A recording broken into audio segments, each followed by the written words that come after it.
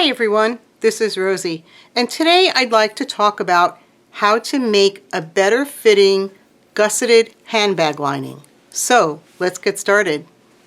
The focus of this tutorial is on handbags with gussets. During the video, you're going to hear me talk about unaltered versus altered pattern pieces. When I'm talking about the unaltered pattern, I'm talking about using the same exact pattern piece for both my exterior and my lining, with the exception of when I sew the lining at the sewing machine, I would taper in the seam allowance to get a better fitting lining. When I talk about the altered piece, I'm actually talking about using the original pattern piece that was meant for the lining and physically altering that piece to get a better fitting lining. In some handbag patterns that you purchase, the designer will give you separate pieces for your exterior and for your lining. When they do that, they're usually altering the lining to fit properly into the bag. Then many times you'll buy a pattern and the designer will have you use the same pieces for both your exterior and your lining with no changes. But what they'll have you do is, for the lining, you'll sew down about an inch or so, and then you'll start tapering in like this. And it depends on the pattern. Sometimes they say taper in 5/8 of an inch, or they'll say taper in 3/4 of an inch. And you follow whatever the designer has you do. So I'm just doing a little line here. Now what I'm using here is not from a real pattern. It is just some mock pattern pieces that I drew up in Adobe Illustrator to demonstrate what I'm trying to show you.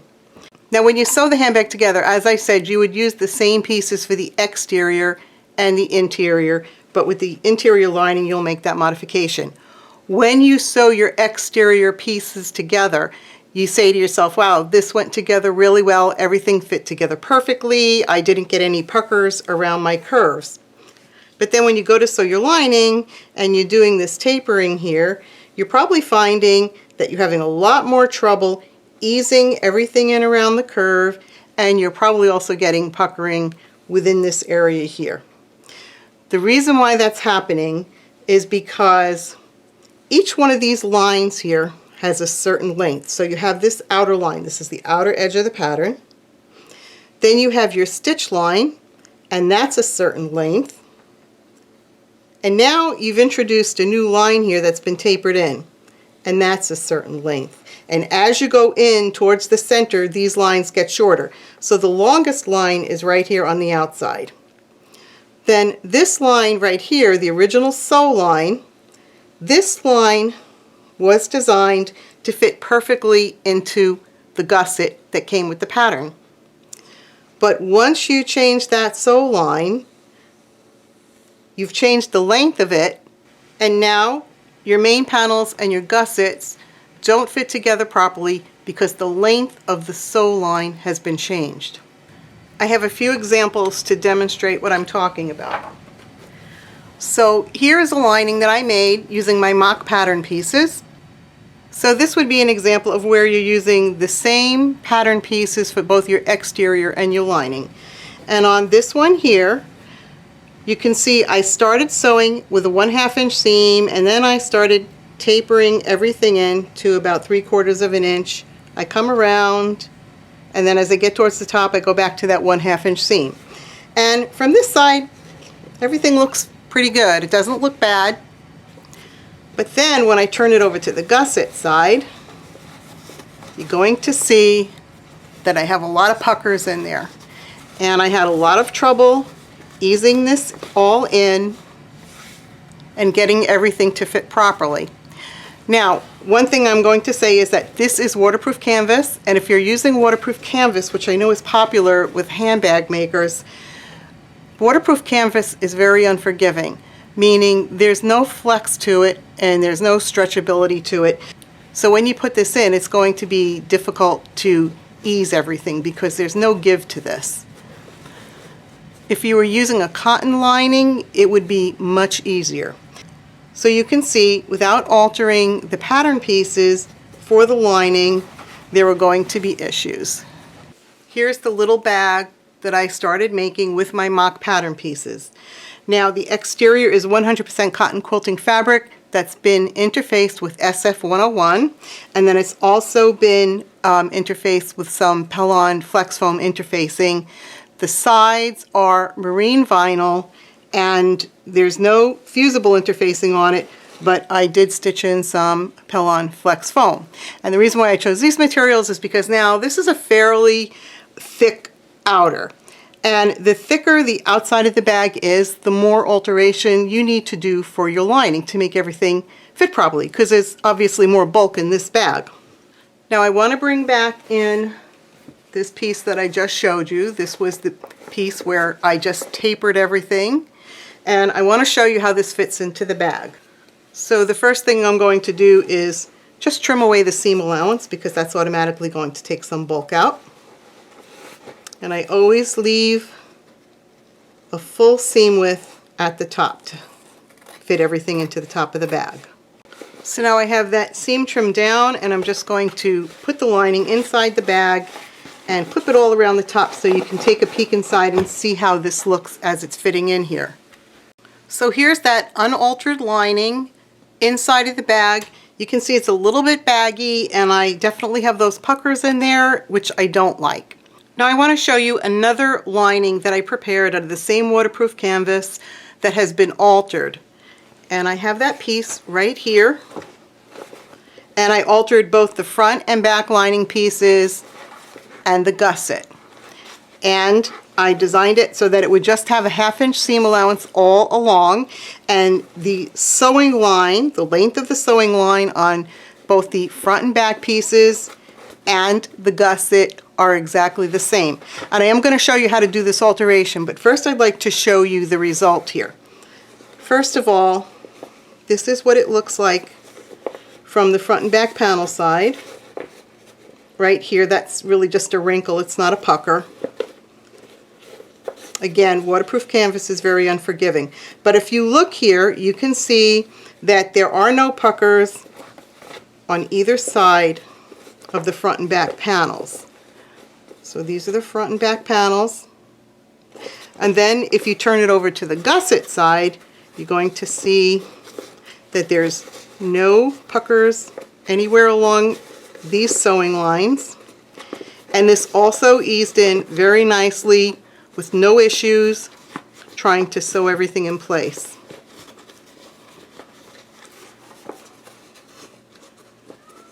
So here is this side of the gusset.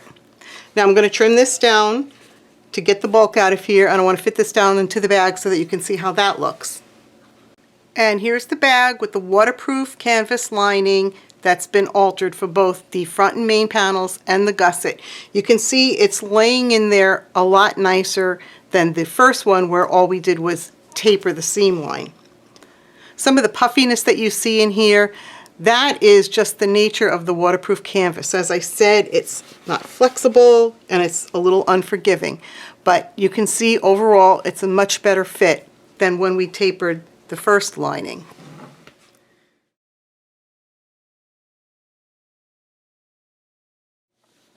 Now I've also prepared a cotton lining that's altered, and I want to show you how that's going to fit in. And here's the 100% cotton quilting lining that has been interfaced with SF101, and you can see that it is laying in there much nicer than the canvas. And I made this lining with the altered pattern pieces.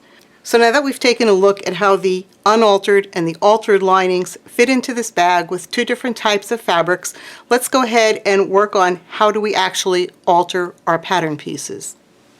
First, I want to demonstrate how to measure this stitching line right here. I'm going to use a tape measure. There are other ways to do it, but a tape measure is nice and flexible, and most people have a tape measure on hand.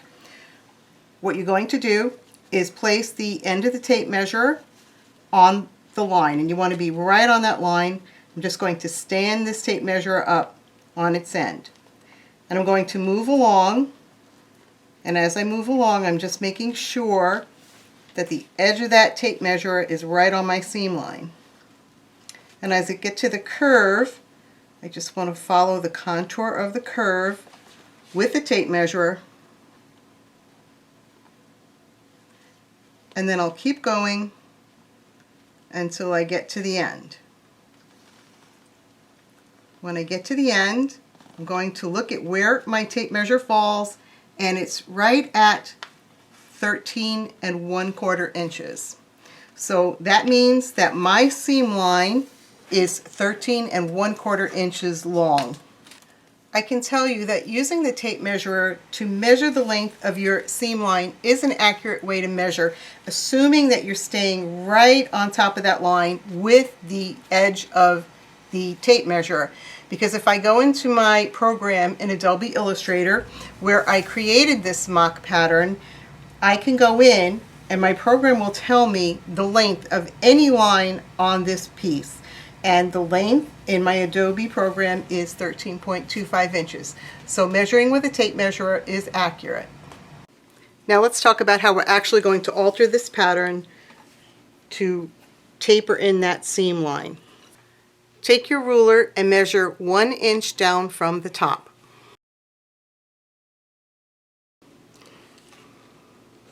And I just draw a line right across. Now this area right up here has to stay the full width, otherwise this will not fit in your bag. The lining would not fit into the bag properly if we reduced this seam line right here. So my seam line is going to be about a 1/2 inch along the top, so I'm going down about 1 inch. Now the next line I'm going to draw is going to be about 3 inches down from the top. And then I want to draw a line that's 3/4 inch in from the side edge, because I want to taper this 1/2 inch seam line to 3/4 inch.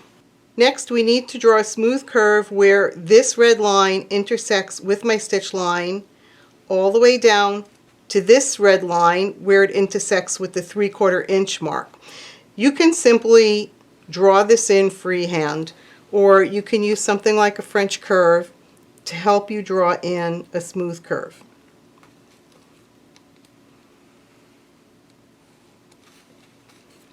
Next, I'll take one of my rulers, and where I have these straight line areas, I can just go in and lay that seam line on my 1/4 inch mark and just draw a straight line down.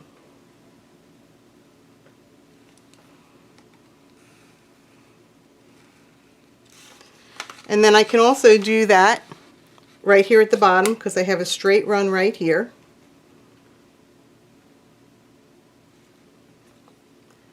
And then just draw a straight line there. Now for the curved portion, what I'm going to do is measure 3/4 inch in from the edge. You could also do it 1/4 inch from your seam line, but I like to do it 3/4 inch from the edge. And I'll just make a tiny little mark, and I'll keep walking this along, and that's going to help create my curve.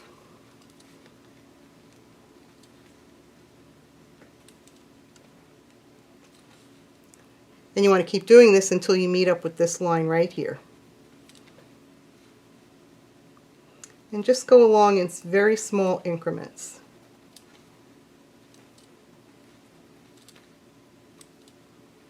And again, there are probably a few other ways that you can do this that might even be a little bit easier, but most people have these kind of tools on hand. Now that I have my new stitching line drawn in there, I want to measure 1/2 inch away from this stitching line, and that's going to create my cutting line. So I'm just placing my 1/2 inch mark on that ruler on the red line. And again, I can do my straight areas first.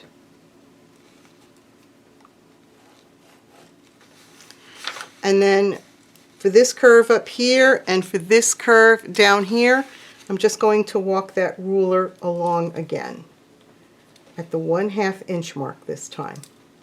This takes a little bit of time, but it's definitely worth doing, especially if it's a pattern that you're going to use over and over again. I'm done with the alteration. Right here I have my new sewing line, It goes all the way up to here, and then of course this 1/2 inch original stitching line is part of your new stitching line. And then this red line right here is my new cutting line. And of course it goes right up into that original cutting line right there. Next, you want to go ahead and measure the length of this seam line because we're going to alter the gusset.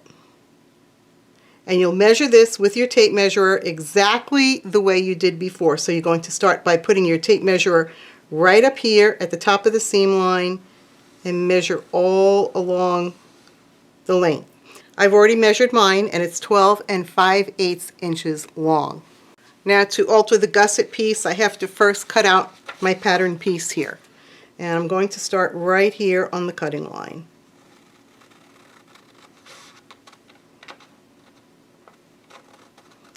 So just go ahead and finish cutting out your new pattern piece.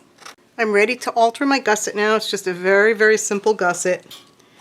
So I'm going to take the panel piece, the front and back panel for the lining that I just altered, and I'm going to lay it right on top of my gusset, and I'm making sure that I'm lining up this top edge right here. So go ahead and line that up. You also want to line up this seam line this way. Don't worry that this is going off a little bit here.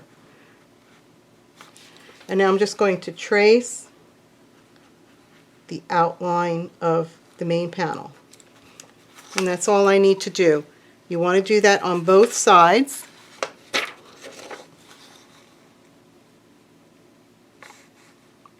And again, I can see my seam line through the paper. I just want to make sure that that is also lined up on this side.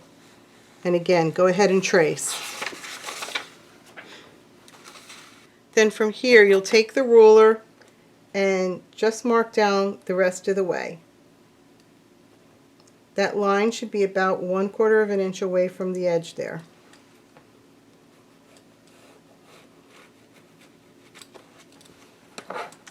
And again, go ahead and do that on both sides.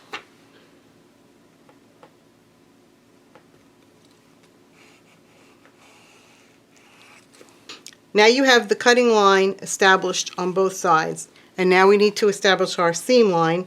So we're going to take the ruler and do the same thing where we walk along here and draw that curve. This isn't as much work as it was on the front and back lining panel pieces because most of it's just going to be a straight line down.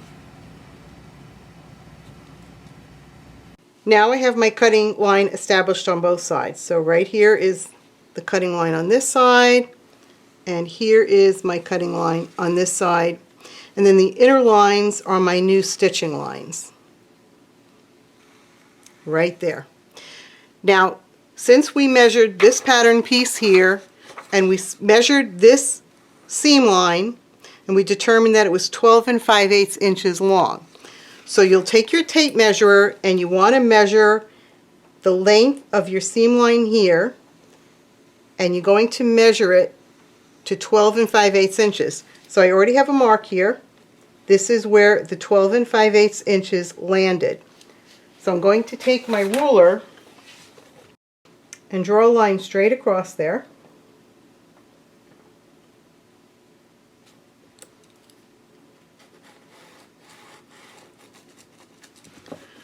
So the line that I just drew there becomes my seam line where the two gusset pieces meet at the bottom of the bag. But I also have to allow for a seam allowance, and my seam allowance is going to be 1/2 of an inch. So I will draw a line 1/2 of an inch from that new seam line. So just to be clear, this inner red line is your new seam line, goes across the bottom, back up the top right over here. And the outer red line is your new cutting line.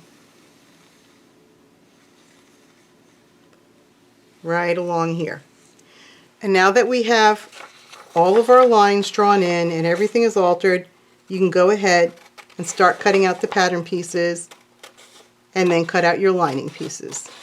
I've cut out my lining from the altered pattern pieces and I've clipped one of the panels to one side of the gusset. I used Wonder Clips to do this and everything eased in very nicely. If you look up here, this is where we altered the top of both the front and back panel and the gusset. Everything fits together very, very nicely.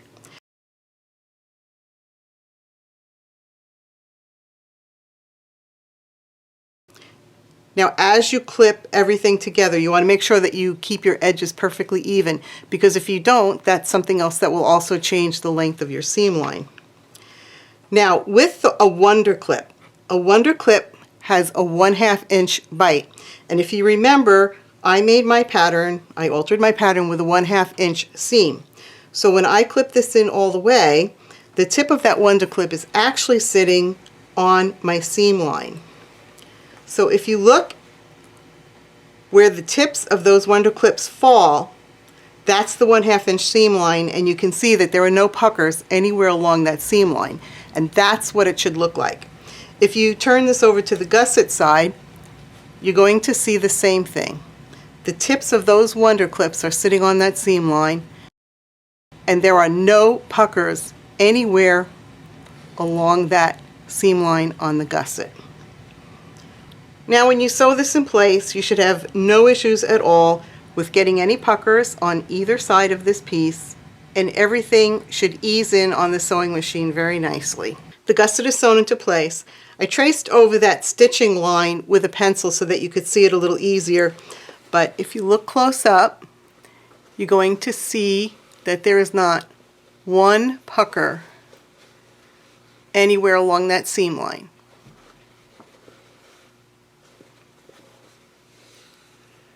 And then if I turn it over to the gusset side, you'll see the same thing. I did not go over this seam line with the pencil, but you can just look and see that there is not one pucker.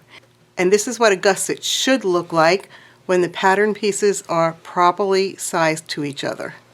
Well, I hope that you've enjoyed this tutorial, and I hope that it shed a little bit of light on how you can get a better fitting lining. This is my final result. I want to thank you for watching, and I also want to thank all of you who have subscribed to my channel. And if you have not already subscribed, I really would love to have you as a subscriber. So please like and subscribe.